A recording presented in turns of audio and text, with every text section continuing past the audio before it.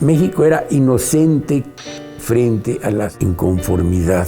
Había un poder hegemónico del Estado, PRI, que pues, todo el mundo lo aceptaba.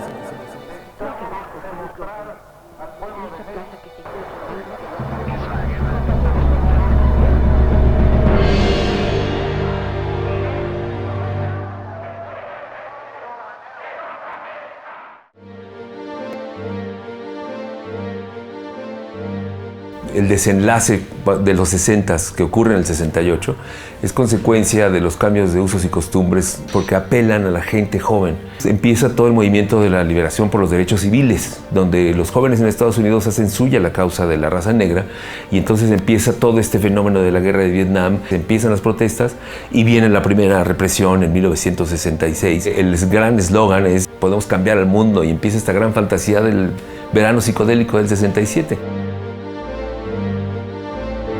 El origen del movimiento estudiantil del 68 no es espontáneo.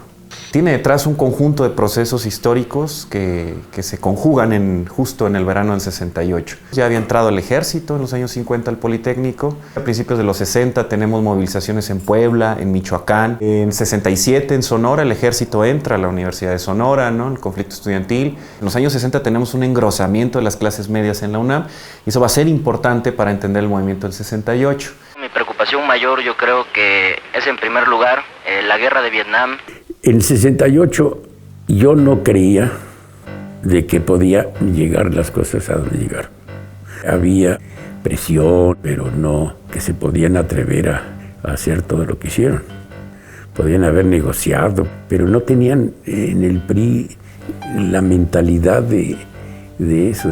Era una estructura autocrática totalmente.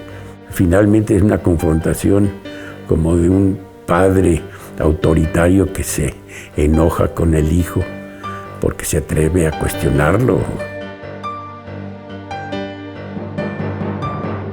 En la primera gran demostración de fuerza, un bazucazo tira a la puerta de la Preparatoria Nacional en San Ildefonso. Una cosa es pegarles con granaderos, otra cosa es pegarles un bazucazo, ¿no? Eso simbra. Y eso va a generar también la respuesta de la élite universitaria. Entonces iban los estudiantes caminando, marchando, etcétera, etcétera. Y los vítores de la gente del pueblo era como si fueran los héroes. O sea, había una vinculación realmente palpable, el enojo del pueblo con la autoridad y lo que la manifestación de los estudiantes representaba.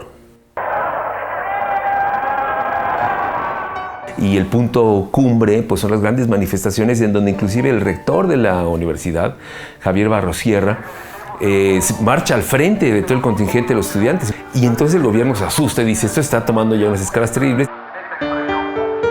Viene el famoso episodio de los estudiantes en el desagravio a la bandera. Según esto, descuelgan la bandera nacional y suben la bandera rojinegra de huelga en el Zócalo capitalino, tocan las campanas en la catedral. Cuando Díaz Ordaz saca los tanques de Palacio Nacional para tratar de dispersar a los estudiantes agarran sus suéteres y torean los tanques. Eso te habla, digamos, de dos Méxicos, ¿no? Un México que está protestando, pero que le parece festivo, libre, lúdico, ¿no? La protesta. Y un gobierno completamente cerrado que saca tanques a la calle, ¿no? Al día siguiente, Díaz Ordaz dice, voy a convocar ahora yo a los sindicatos al servicio del gobierno. Y resulta que los trabajadores de Hacienda y del Banco de México empiezan a hacer como borregos y a decir, somos borregos, nos trajeron.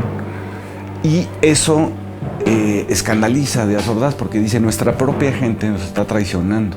Entonces ahí se toma la decisión de que no puede pasar el movimiento de 10 días antes de la Olimpiada.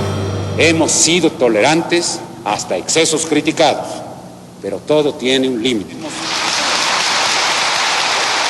no podemos permitir ya que se siga quebrantando irremisiblemente el orden jurídico como a los ojos de todo mundo ha venido sucediendo. Y llega el punto culminante del 2 de octubre del 68 con Tlatelolco, porque 10 días después va a ser la Olimpiada.